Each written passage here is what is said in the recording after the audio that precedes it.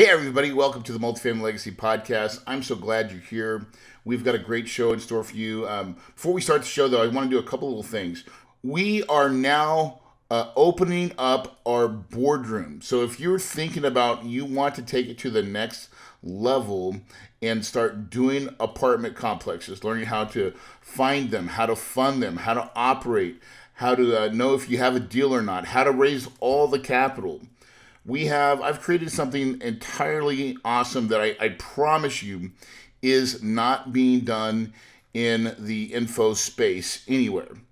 And what we offer is such huge value. So I only limit it to 35 people.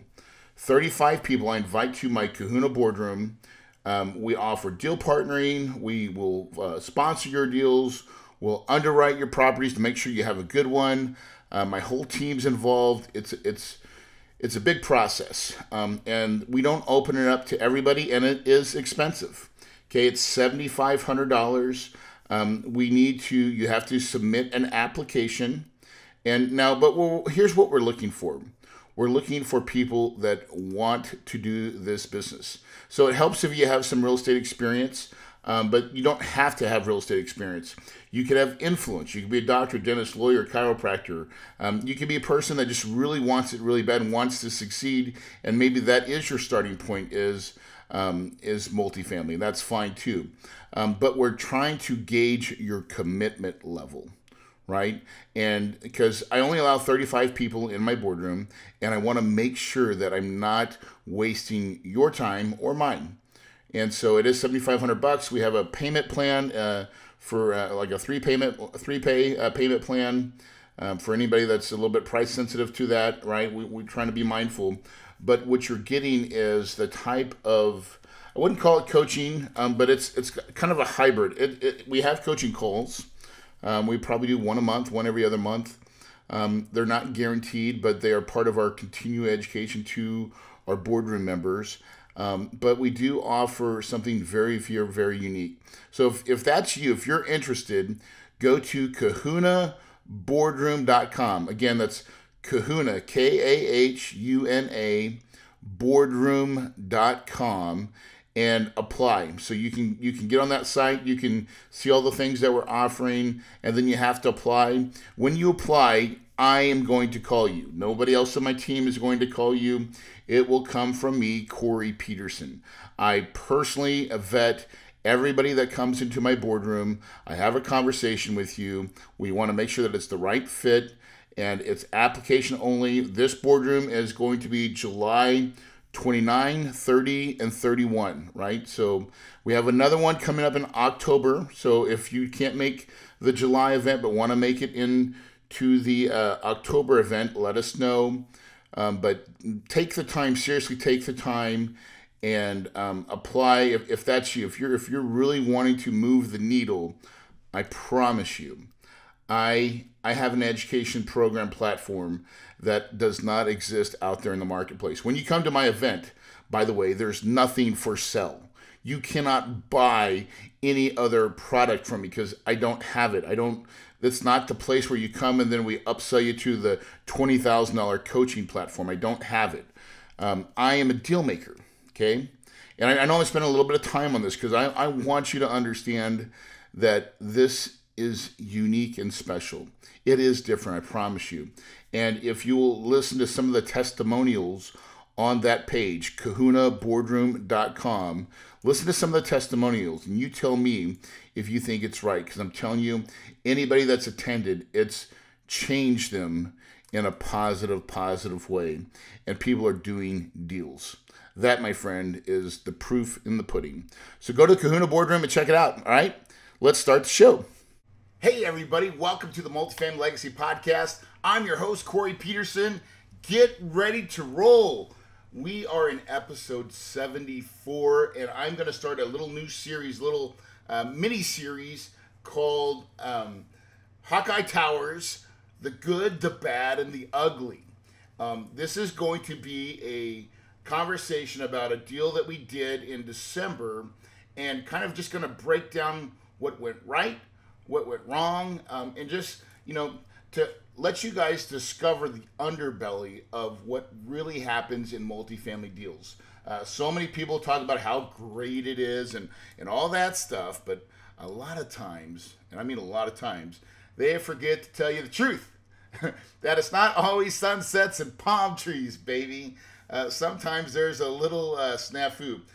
Just before I start, though, I got to give a shout out to my wonderful assistant, Susie. And I came in this morning, and if you're watching it on YouTube right now, you're going to see my Bob Ross Positive Energy Drink. Okay? Now, if you know me, you know that I'm a Bob Ross fan. I was memorized as a little kid watching PBS and watching him do Happy Little Trees. You know, 2 hairs and some air. And that's all you need to make a happy painting, because there are no mistakes. There's just happy accidents. And, you know, painting a Bob Ross is almost like doing a real estate deal. Sometimes, you know, you have this idea what you're going to do, and then your hand messes up, and you're like, ooh. But then you pull back sometimes, and you can look, and there are no mistakes, right? And things happen for a reason. So, all right, a couple things before we get started. First of all, if you know, we are actively looking for some apartment deals, and we are in the hunt for our next deal. And I got a feeling we're somewhere close into wrangling one up. We've come so close the last couple times trying to get a deal, and we were in best and final, and we lost, right? Now, that happens, right? It happens to me all the time. And what do I do about it? I don't cry about it. I just go back to work, right? Because that's really it's the only thing I can do is go back to work, right? I mean, what else is there? But so if you're interested in becoming one of our investors in one of our deals, if you'd like to learn how to become an investor in one of our deals, one of the easiest ways to do that is we want to get to know you. And so we have a process for that. And if you go to Kahuna Investments, so kahunainvestments.com, there's going to be a big pop-up, and I'm also going to give you a free copy of my book, right? So if you'll come in, you'll opt in, fill out the information. Now, we are going to ask you financial information. We're going to ask if you're an accredited investor or if you're not an accredited investor. It doesn't matter which one you are, okay? But we have to ask these financial questions, and then we are going to start a journey to get to know you, right? And we have people on my team that will do that. You're going to get access to our membership site, and you'll become one of our members. And once we go through the whole membership process, we'll actually qualify you to become an active member, meaning you'll be able to see our future deals, okay? So we have a process for that. We want to get to know you. We want to know who you are. We really want to have a substantive relationship with you so we can show you deals and help you make money on your money. So to make sure you take time out to go do that if you have interest. We've done really incredibly well. Also, I want to give a quick little shout out to a couple people that went on to iTunes and left reviews. So this one goes out to Rex Merchant. Okay, it says, Corey, I can't thank you enough for providing all this content. Every episode, of course, including everyone with a guest speaker, has another useful detail. Together, they comprise a wonderful collection that would be impossible to bottle up in a book. 5 stars. Sorry, I can't give you 6 stars. So, Rex Merchant, hey, listen, thanks so much.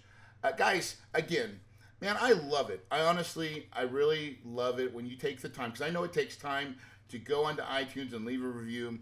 And so, but a lot of you have. And so for that, I'm very honored and I'm very humbled. And so just thank you so much. All right. So 3-part series on Hawkeye Towers. So let me kind of give you a little background of what Hawkeye Towers is and the deal that I just did. I closed it like, I think December 21st or something like that. And that was a deal that was a student housing project. And it came to us via, by the way, of a broker relationship. Okay, now it's a student housing, and the broker relationship was from a deal that I had done maybe a year and a half before, called Eagles Village. Right, Eagles Village we bought for $12.7 million. Was a student housing deal, and so the same broker And he's actually going to be on our podcast, I believe, coming up soon. But Alex Blavojevic. And so Alex came in and we transacted, and we actually transacted in that first property. It was very smooth, very smooth. Now this one didn't go as smooth, okay? But it happens sometimes. But because of that, what we established was a transactional relationship, and that we did what we said we were going to do. And so in this deal, he offered it to us and said, hey, would you be interested? This looks a lot and feels a lot like the Eagle Village deal.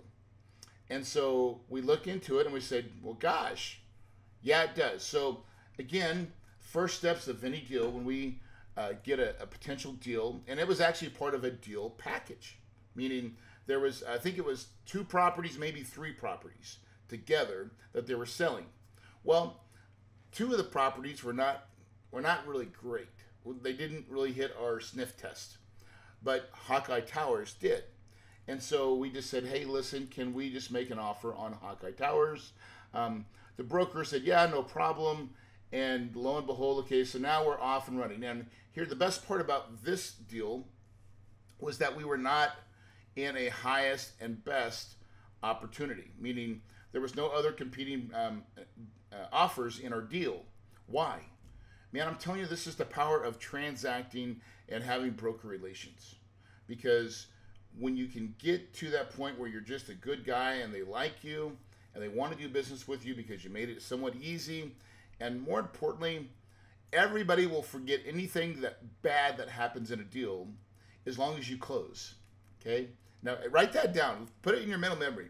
Every broker, every person that's part of a transaction, even the seller, will forget everything if you transact. Okay? Just know this. So even though deals kind of go south and they get weird and all that stuff, when you close, all sins are forgiven.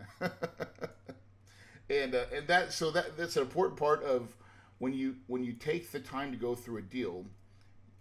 Make sure that you understand what you're doing, but just go slow, right? So we have internally a very slow process. So when people say, hey, Corey, hey, I'm doing a deal and I'm going to close the next 2 weeks and I just found it. And man, I can never do that. I mean, that would never, ever happen in what I do, because inherently I'm too damn slow. I'm slow for a reason. My team's slow for a reason, because we want to gather, and the reason is we have a process, right? Because we have a process, that means that we are going to follow our process, and the process makes us slow because we have to check things off. So the first thing for this property, Hawkeye Towers, is to do a site visit. Now, as you guys probably know, Corey Peterson doesn't go do site visits anymore. I send my team. So I send my team, they go to the site visit, and what we're doing at that site visit is trying to kill the deal, right?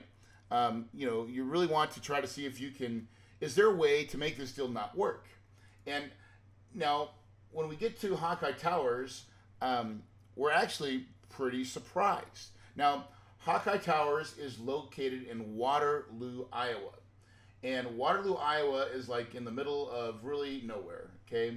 It's in between Des Moines and Rapid City, and it's just kind of it's about the biggest town in a 150-mile radius, but it is not the Taj Mahal like marketplace. So the first thing that we looked at is, is this city big enough? Like, do we have an exit strategy here? And we that's what as we're going into the property, we're thinking, well, maybe not, but we want to make sure, we want to understand what's going on. And so we get on the ground, and when I say I say these things because this is what's communicated to me before we go, because I'm not going on this trip. But we get there, and we realize that the property is a student housing project, but it's not a 4-year college. It's actually a community college. And so, but it's right next door. So when it comes to student housing, one of the biggest things that you want to make sure that you understand is how close you are to the college, right? How close you are to the college is the factor in student housing. Okay, it's not how nice your property is; it's how close you are to the college. Now, this was a community college, but we're right across the street, so we're like, boom, that's we like that. That's perfect. We can see this. Okay.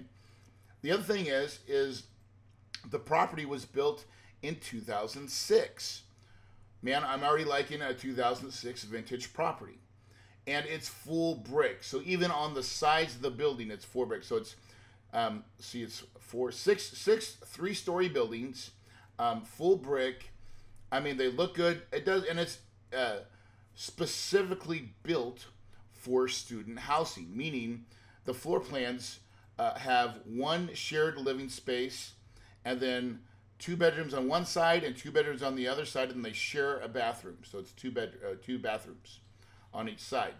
And we rent these things by the bedroom. Okay, just like college dorms, right? But it's apartment complex. And so, you look at this thing, you're like, okay, wow. And then it doesn't even have a pool, which is even better because, like, for apartment complex, pool's an expense.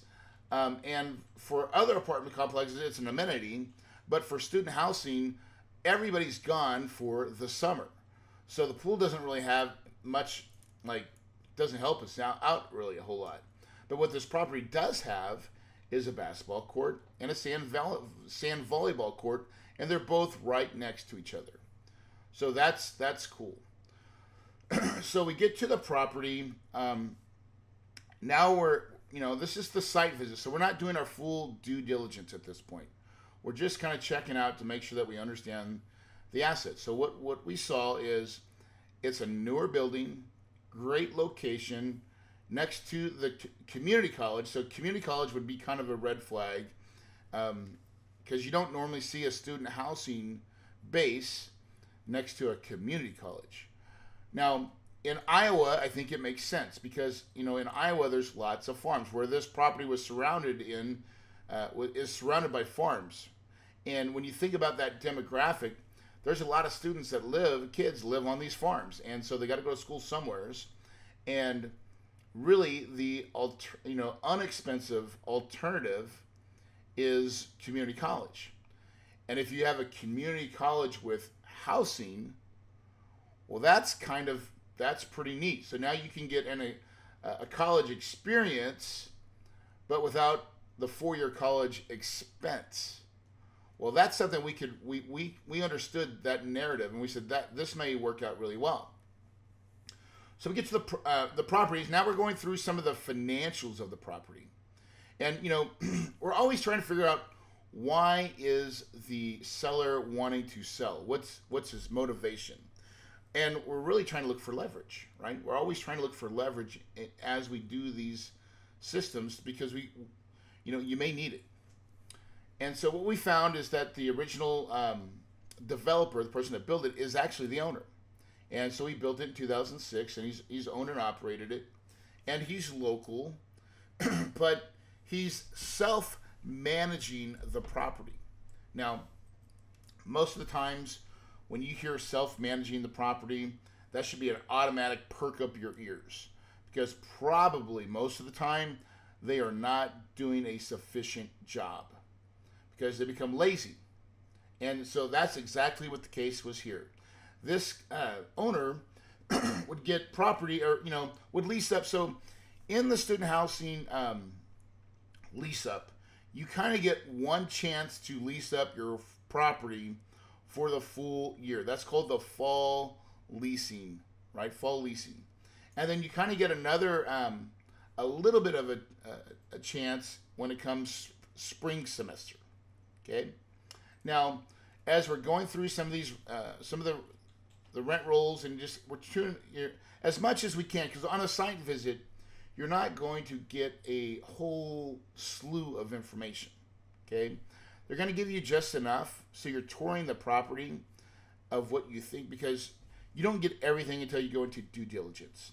And so the goal on this property in the first place was just to sniff it out and see if it's right. So as we're asking some financial questions about occupancy, now we found that since it's been built, it has a history of being at least 85% or better occupancy. Well, that's good. That means it's at least stabilized. That was good. And we were coming out, so we were looking at this property in in August, September, in June. This is funny. Now this is going to tell you a story. So we're looking at it actually June, March, April, May. No, in May. So this property we start looking at in May. So I think we do a site visit in late May, right? Early June. And so we're going into this thing and we're like, okay, this is great. We like the property. And the current leasing year, right, in May, so we look at, last year's, they're at 95% occupancy. Well, 95% occupancy is great. I mean, that's really, really good. Now, the previous year, he was 87% occupancy. And so we're like, well, what changed? What was the difference? And he had no rhyme or reason why that year he was 95%. And so we kind of thought, well, maybe we'll split the difference as like when we do our underwriting. So we kind of figured the property would be about 87 or 88% occupied. That was kind of how we started our baseline numbers, right? And we're getting into this deal, and basically we come away, and it, wheels on the ground. We come back home. Mike calls me from my management company, the one that goes out and looks at my properties, and he goes, Corey, this is a deal. Like, this is a deal. We got a lazy owner. We got a girl that's kind of like management, but she's not she's full time, but she's not full time. She doesn't live on site. They seem just kind of a little bit confused in what they're doing. There's no real systems or processes here, and this is something we could probably, under our platform, we could really manage this thing up. And so, boom, that that means it's a green light deal. In other words, we didn't kill it. In other words, this is actually a little bit better than we had thought. Now, as we're looking at, better than we thought, well, that's good, right? We like that. Now we're going into the next phase, which is the LOI, right? And, when we're looking at, before we make an LOI, we try to look at all the things considered of how we would take down this property. Because the first thing we got to do is we got to look at financing and understand, is this deal financeable? And our real question was the small size of the city, what was that going to represent on our financials, and what we were going to have to put down? Because usually in a property like this, we would already underwrite at 25% LTV, loan to value. But on this particular property, we said, no, let's make that 35% LTV. So we were budgeting to put 35% down. And so when we look at that, plus then we started looking at like some how much repairs were needed, because as we walked the units itself, they were actually in really good shape, like really good shape. And so that was actually a pleasant surprise as well. So we have a property that's in good shape, good condition, newly built, close to the community college. I mean, it's got more pluses than minuses. But one of the biggest minuses was like, man, it's going to take 35% down. Well, that means to get that down money, that comes from private equity. So then we have to put equity into the deal at my private equity cost, and then we have to go back and see if it pencils. And guess what? It does. And in fact, it does not just a little bit, it does a lot. So, I mean, these numbers are looking absolutely amazing. So, so this property was a 294-bed student housing property. And when you look at it, it's like, wow, okay, so this thing looked at it and made sense. So when we put the proposed loan terms, so we looked at the deal, we said, okay, we are going to get a 15-year fixed Fannie product, okay? And because it was at 95% the previous year, we could easily qualify for what's called a Fannie loan, your agency type of loan, and get the best type of debt, right?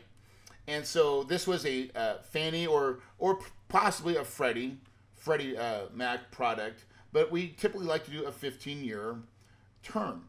And the reason for that is right now in the economy, we want to make sure that we have enough runway to go out of anything bad that happens. So that's how we initially underwrite it. We say, okay, in that 15-year fixed product with Fannie, we know that we can usually get 5 years of interest only, and we figure it with 35% down. Okay, and we figure an interest rate of about 6.2 or 6.5%. Or no, actually it's 5. No, I'm sorry, 5%. 5%. Because that's typically what at that point in time, that's what the loans were going for. Now, we're looking at this and we're like, okay, that's good. So that means we can get a loan for about $6.9 million. By the way, we're buying this property for $10.6 million, right? And so, or at least that's what we're going to try to buy the property for. And we actually put in a bid for 10.4, and we actually contracted at 10.6. So they went back and forth a little bit. We came up a couple $100,000 to make it right, and we were awarded a signed LOI. Okay, now, at this point in time, we're like, okay, so we went on the site visit, looked good. We went through the LOI process. We got a property locked up for 10.6, and we made some general assumptions. Okay, our first assumption too was that we needed 4.6 total equity invested in the deal. Okay, so what's that breakdown? What does that money go towards? Okay, well, 35% of it was the down payment, so that's $3.7 million, right? We had budgeted capital improvements of $202,000. We had loan fees or third-party reports of $154,000. Corey takes a 4% acquisition fee, and that's based on the purchase price. So that's $426,000 there. We have a due diligence fee of $12,500, bank reserves of $18,750. Legal costs, that's what it takes to like do our PPMs and negotiations in the purchase and sale agreement.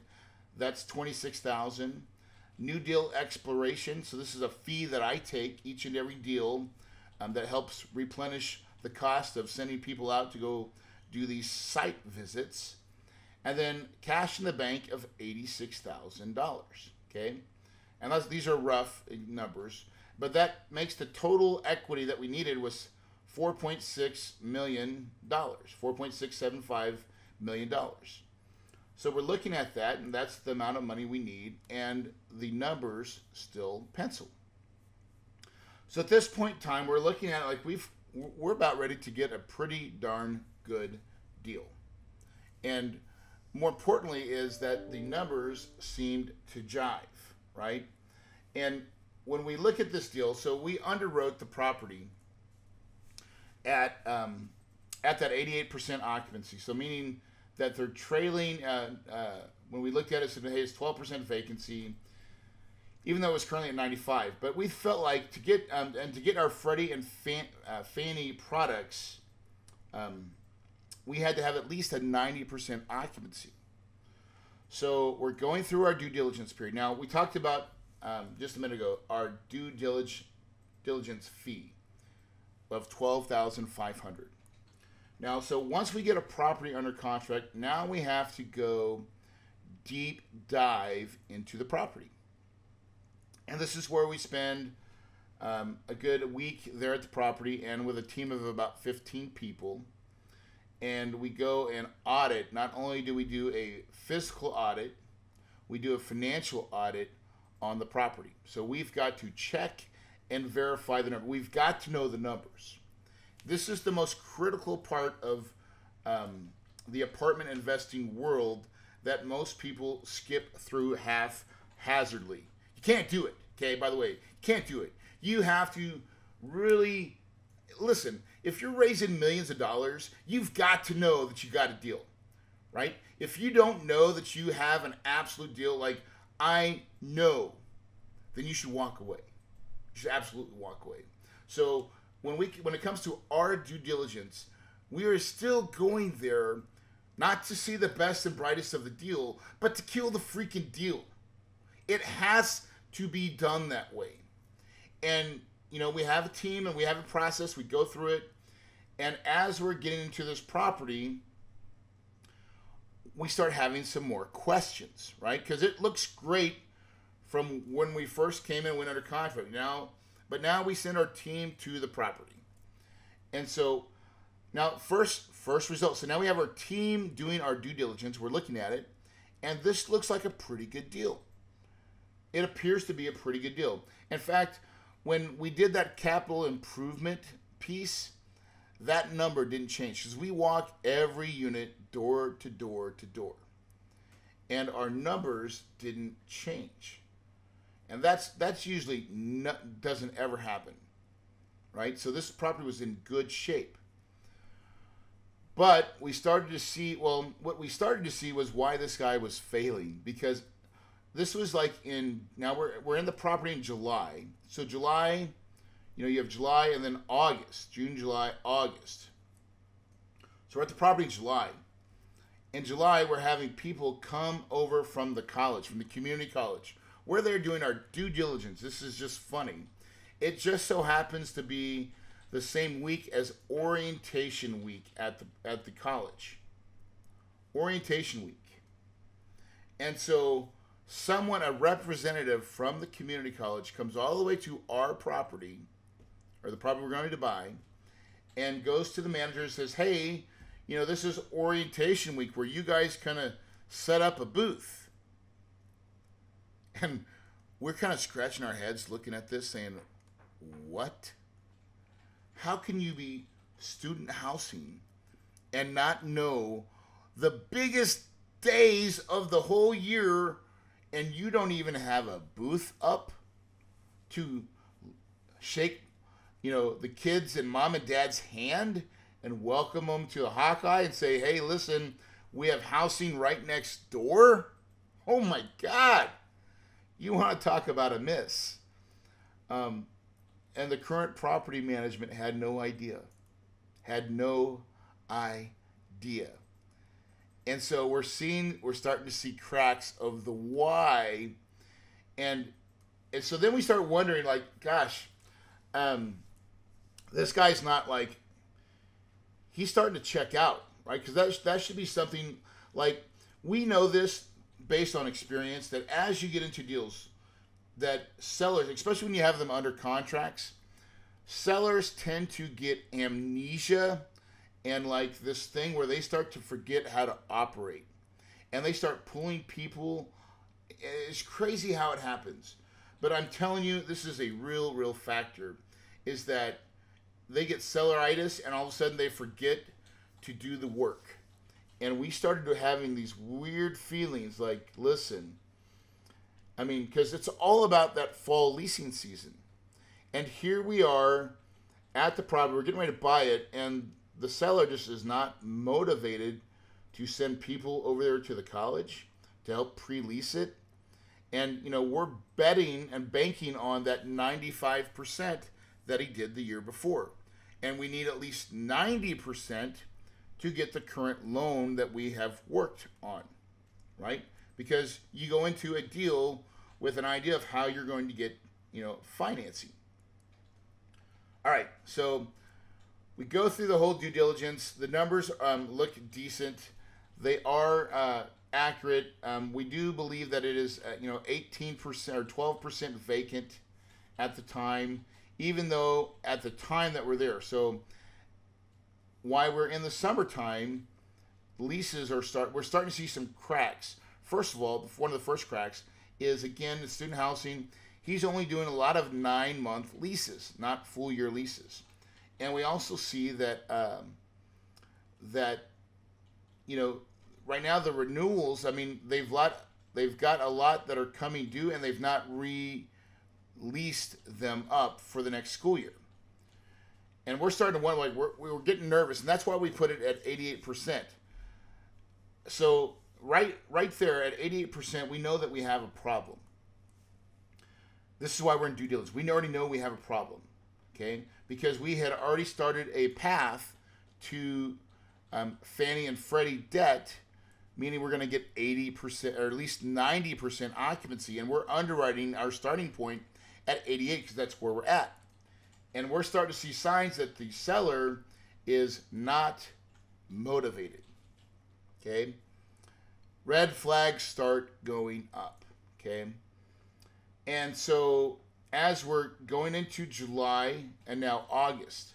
Now August is all about the seller giving us real data, right? Real data, because we got to see his lease ups. Now, I think we're scheduled to close in August, September, like October. No, not October. June, July, August, September. September is our closing date. And so we're going July. We have 45 days inspection period, right? That August, right? August is the lease up. And we're monitoring this lease up like hard because this is what's going to affect our loan. And so lo and behold, you know what happens, okay? The guy doesn't lease it up to 90%. He leases it up to 88%. And so, and we actually even got an exception from Freddie to be at 89, right? So at 89%, we got it written, because we already saw the writing on the wall. We knew that right in the beginning. And so all we had to do was get it to 89%. And this is in August. We still haven't closed yet, but this is a very, very important time. Now, we are telling the seller that it's imperative that we get to 90% because he was at 95 when we first started the process. And that's what we fully expected him to keep the occupancy at what he currently had. That's usually the deal you make in these contracts, right? Because, you know, it takes 6 months to close on average, sometimes a little bit less, sometimes a little bit longer. But, you know, lots of things can go wrong. So you have to, you know, in your contract verbiage, it's like being, you know, able to keep it consistent. And so he's not keeping it consistent. And now we're at 88%, and we need 89. And so the long story short is we get in, and this is going to be our first really bad thing that happens, right, on this property, is that we get into it, and guess what? There is no 89% available. They can't get it there. And so now, and by the way, now we are past our due diligence, right, timeline. Meaning we are committed to close this loan. And, you know, and this is what happens. I'm telling you, gosh, guys, this is what happens in deals, man. Like, you know, you got to try to operate with the highest integrity, but you got to understand that things are going to go sideways. And, you know, and contracts are, it's amazing. Contracts will bring out the worst in people, right? Leverage. And so all of a sudden we had leverage up until our due diligence point, right? We could have walked away. But we're still trying to figure out we want to buy this property, and the seller's very close, and he seems like he understands it, right? That we need to be at 90. We've let him know this. And then finally he's just like, we're not. Then he's kind of like, well, you guys need to close. And now we're past our due diligence period. So in other words, we're hard with our $250,000 of earnest money. Okay, so now this is where it gets a little bit wiggly, right? This is where people's true colors show and shine. And this is where honestly the real work of being an owner-operator comes into play, because again, this sounds a lot like my last deal my UVC project, in that it's like seller's coma. They get into it, they fall asleep, and then they want to just like, well, you know, here's what the contract says. And, you know, I'm telling you, first of all, abide by your contracts. Understand your contracts, and that people can be ruthless when it comes to this kind of stuff, okay? Now, at the end of the day, we didn't get the feeling that this guy was ruthless, but he really wanted to sell the property.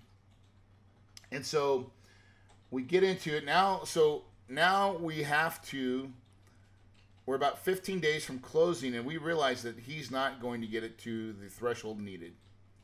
That are, like we're doing final inspects on this loan, and it's not going to qualify.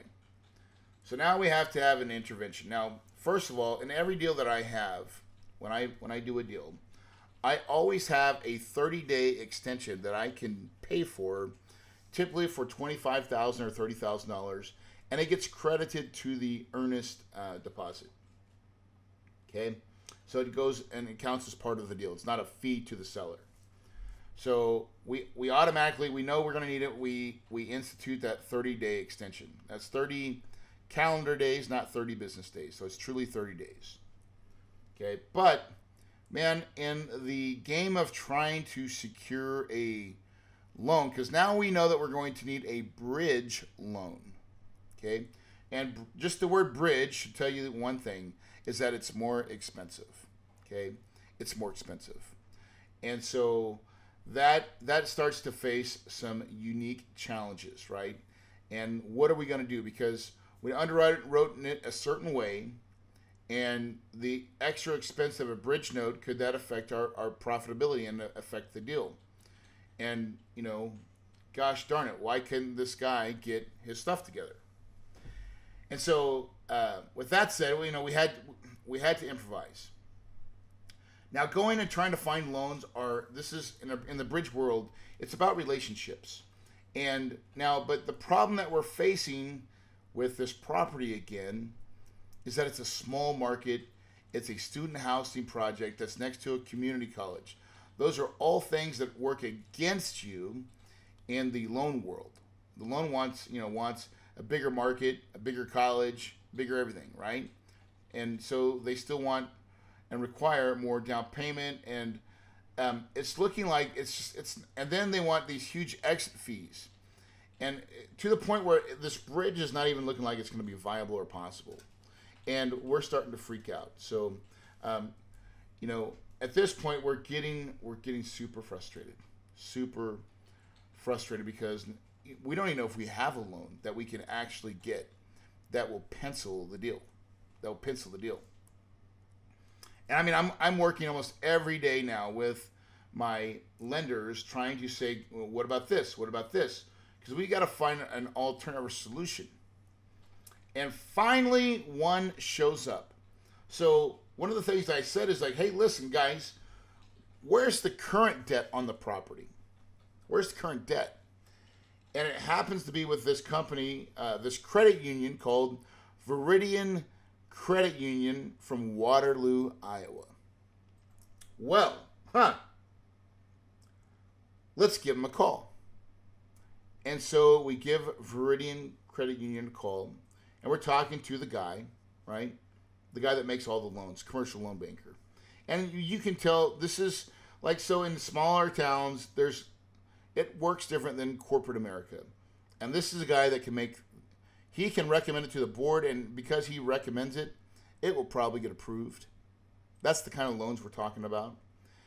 And so we start having a conversation with them and tell them about what we want to do and see if they're interested in pursuing the debt, keeping the debt, because they already have the debt on their books. But all we're asking is that we add a little bit more money towards the debt. So they kind of understand it, and they have to look at it and say, okay. And so they come up with a term sheet, and the term sheet initially looks good, except for some things that I cannot have in my deals. One was a personal guarantee. There's no way that we could do a personal guarantee on a property. We just don't do them, especially not on these size of properties. Not going to happen. But they wanted one, and so we had to go back and say, listen, here's the deal. Here's the property. You've owned it, and you've financed it for almost how many years now? Has it been good debt for you guys? And it has. It's been a good performing loan for that credit union. And they didn't want to lose the loan because they like that money working. And so we had to give them, my operational history, my management operational history. We had to prove that we knew what we were doing And guess what?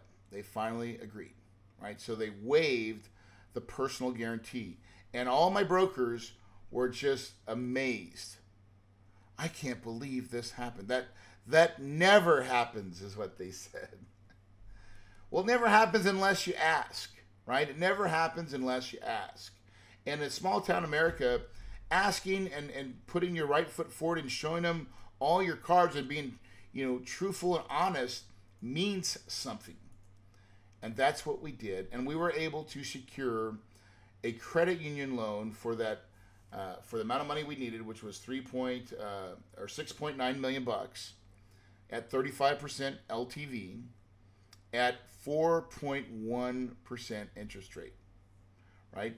So now that's with principal and interest, but it gets us to the term that we're looking for, right? It gets us to the term that we were looking for, which was that interest only payment at 4.1. It's almost the same on a 30-year amortization schedule. So by doing that, and not to mention, they didn't have any exit fees, meaning in 1 year we could refi this property with our Fannie product and not have an exit fee. My friends, that means everything. So maneuvering the world of loans is a big part of the deal. And in this deal, it almost went south because of occupancy. And but we had to really navigate it to where we found a solution. And the solution almost didn't show itself, right? And but again, man, when you are determined, when you put your mind towards something and you have all your parties looking to find the answers, and I had really good professionals driving this home, and lo and behold, it was about asking the right questions and asking the right people and then being prepared to act. And that's exactly what we did. And we got our loan that was needed for the property and was actually better than we even anticipated, right?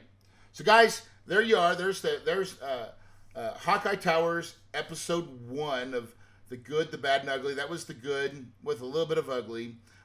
We're gonna get into more ugly on episode 2 and talk about some of the other details that didn't go quite right, and but in particular the seller, right? And what happens with sellers, man, and how crazy they can get sometimes. But ultimately how we drove this project home. And then our third episode is I'm going to interview Matt and Greg Snade, who were owners of the property with me, and we can discuss what went wrong, went good and bad there, and so that you can hear their story a little bit better too of Hawkeye Towers and how it performed for us really well, but like their take of seeing it from their view. All right, guys, listen. In apartment investing, you can have anything that you want. All you have to do is you have to believe it first, right? You have to believe it in your mind that you're worthy, that you can do it. And then you got to meditate and tell yourself that on a daily basis. Success does not just fall on your lap. You got to work for it, right? You got to believe in it. You got to see the vision through, even when obstacles come in your way. Because I'm telling you right now, there will be times that you wonder why you're doing this. You will look at obstacles and you're like, gosh darn, but the goal is to keep your eye on the prize and have relentless pursuit to it. And with your eyes on the prize, you can maneuver boulders, you can get out of the way of roadblocks. You just keep forging a path forward. If you believe it, you can achieve it. Your paradise is possible.